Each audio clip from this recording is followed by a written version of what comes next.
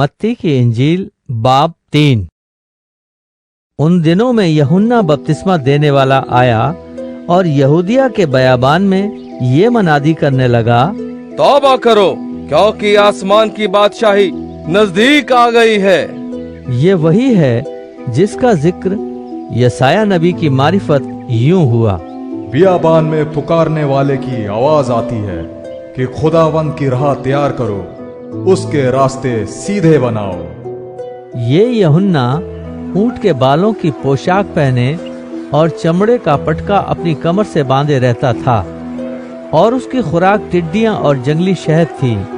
उस वक्त यरूशलेम और सारे यहूदिया और यरदन के गिरदो नवाह के सब लोग निकलकर उसके पास गए और अपने गुनाहों का इकरार करके दरिया यरदन में उससे बपतिस्मा लिया।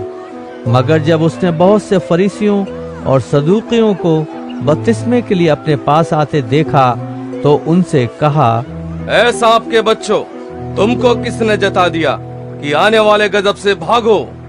बस तौबा के मुआफिक फल लाओ और अपने दिलों में ये कहने का ख्याल ना करो कि अब्राहम हमारा बाप है, क्योंकि मैं तुमसे कहता हूँ कि खुदा इन पत्थरों से अब्राहम के लिए औलाद पैदा कर सकता है।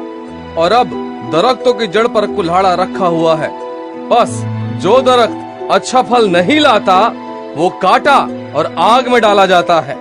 मैं तो तुमको तौबा के लिए पानी से बपतिस्मा देता हूँ, लेकिन जो मेरे बाद आता है वो मुझसे जोरावर है, मैं उसकी जूतियां उठाने के लायक नहीं।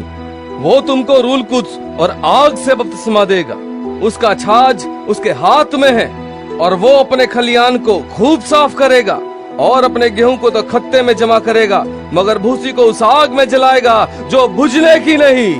उस वक्त यीशु गलील से यरदन के किनारे यूहन्ना के पास उससे बपतिस्मा लेने आया, मगर यूहन्ना ये कहकर उसे मना करने लगा, मैं आप तुझसे बपतिस्मा लेने का मोहताज हूँ और तू मेरे पास आया है।